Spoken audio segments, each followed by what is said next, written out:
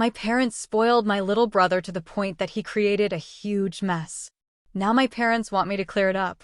Growing up, I always felt like my parents played favorites with my little brother.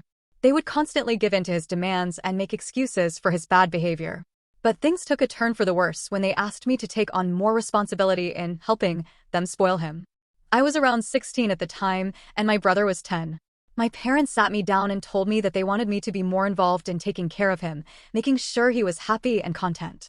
They said it would be good for our relationship and that I could be a positive influence on him. What they really meant was that they wanted me to enable his spoiled behavior. They would give him anything he wanted, no matter how ridiculous or expensive. I remember one time he begged them for a PS5, and they caved in without hesitation. Meanwhile, I was struggling to get them to pay even one for 5th of my educational fees. It got to the point where I felt like I was being used as an ATM machine for my brother's whims. They would ask me to take him shopping or buy him stuff online, and then wonder why I didn't have enough money for myself. But the worst part was how my brother treated me. He would constantly disrespect me, talk back to me, and even steal from me when our parents weren't around.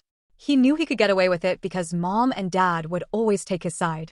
I tried talking to my parents about it multiple times, but they just brushed it off as sibling rivalry or told me that I needed to be more understanding and patient with him.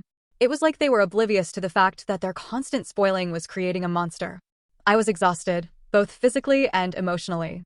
I couldn't take it anymore. So, when I turned 18, I made the bold decision to apply to colleges far away from home. I knew it wouldn't be easy, but I had to escape the toxic environment that was suffocating me.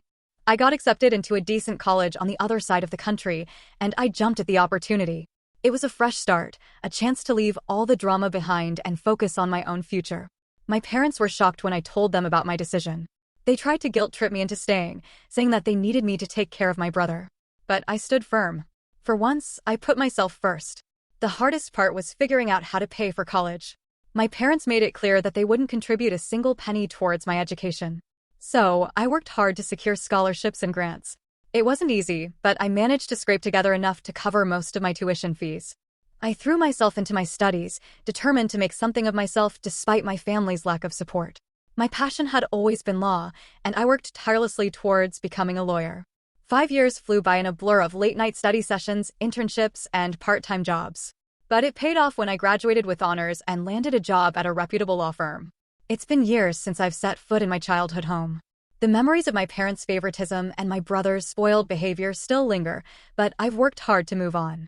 So, when my parents called me out of the blue, asking me to visit them, I was taken aback. They claimed they wanted to catch up and make amends.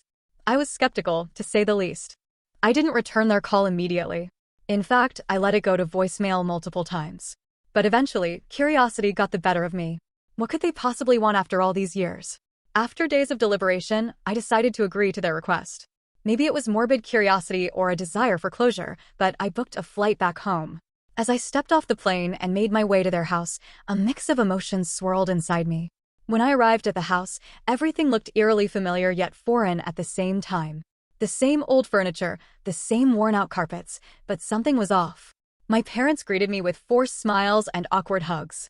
My brother was nowhere to be seen, which didn't surprise me. He'd probably rather play video games in his room than face me. We sat down in the living room, and my parents launched into a rehearsed speech about how sorry they were for their past mistakes. They claimed they realized too late that they'd been unfair to me and that they wanted to make things right. I listened quietly, trying not to let my emotions get the better of me. It was hard not to think about all the times they'd ignored my needs or taken my brother's side.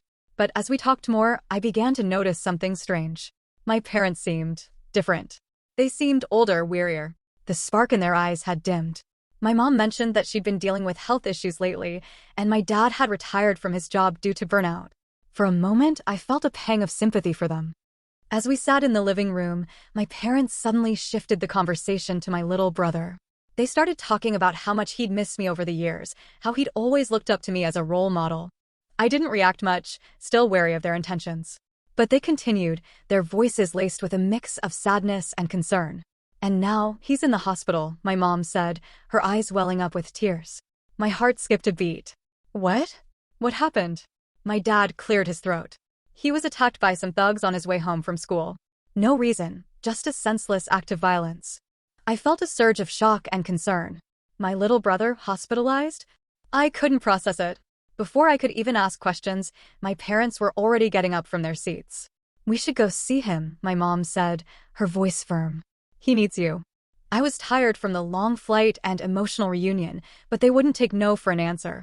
They practically dragged me out of the house and into their car. As we drove to the hospital, I couldn't shake off the feeling that something wasn't right. My parents' explanation seemed off. When we arrived at the hospital, I was taken aback by what I saw. My little brother lay in bed, his face bruised and swollen. He looked like he'd been beaten within an inch of his life. My parents hovered around him, cooing words of comfort and reassurance. But I just stood there, frozen in shock. "How did this happen?" I asked again, trying to keep my emotions in check.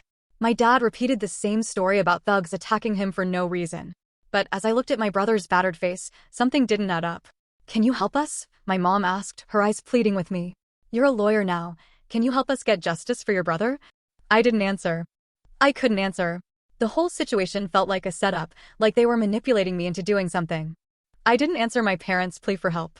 Instead, I excused myself and stepped out of the hospital room, my mind racing with questions and doubts. As soon as I was back at my parents' house, I hired a private investigator to look into the circumstances surrounding my brother's beating.